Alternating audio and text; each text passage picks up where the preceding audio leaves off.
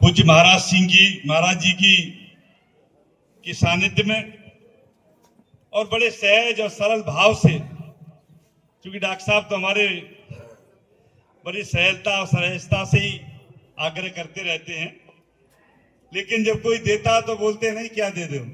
अभी कपिल देव जी बोल रहे थे तो नहीं बोले।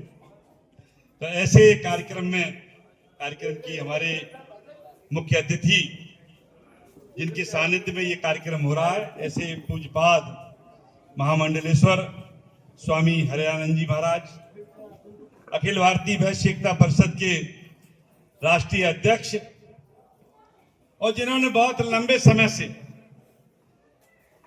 वह समाज के हितों के संवर्धन के लिए, वह समाज को एकजुट करने के लिए जो सार्थक प्रयास किए हैं,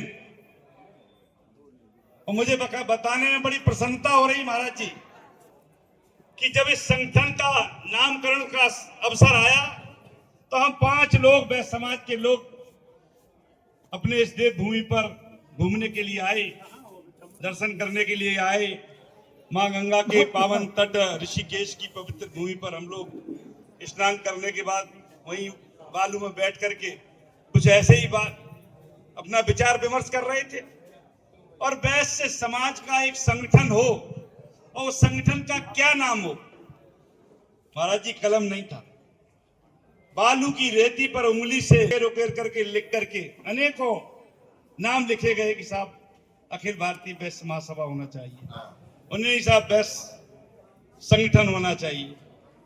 अनेकों लोगों के सुझाव उतने ही 5-6 लोगों के बीच में आए, लेकिन उसमें से निकल करके जन्म हुआ महाराज जी अखिल भारतीय वैश्य एकता परिषद। जब मां गंगा की पवित्र बालू के कणों पर लिखा गया तो सबने ताली बजा करके उस नाम की स्वीकृति दी।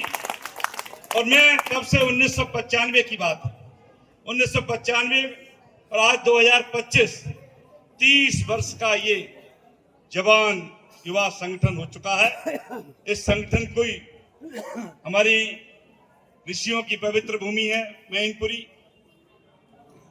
जहां मैन ऋषि की तपोभूमि,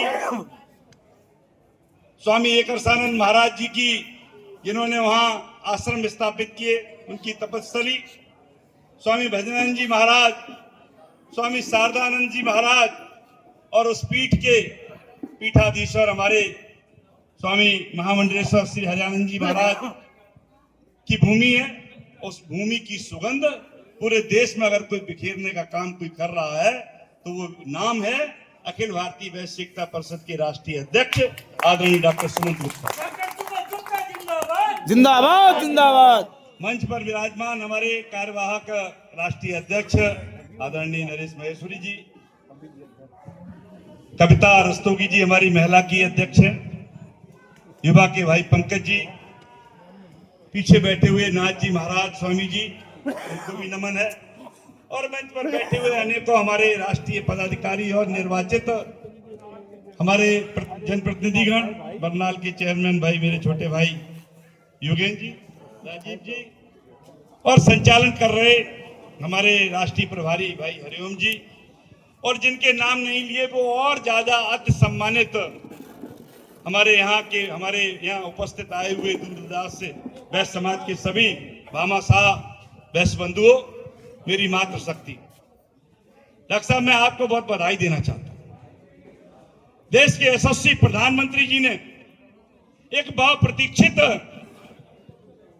भारत रत्न श्रद्धेय अटल बिहारी वाजपेयी जी का जो सपना था कि हमारी नारी शक्ति सशक्त हो, और उस सपने को साकार करने का काम आदरणीय मोदी जी के नेतृत्व में हुआ, और महिला हमारा नारी बंधन अधिनियम बिल पास हुआ।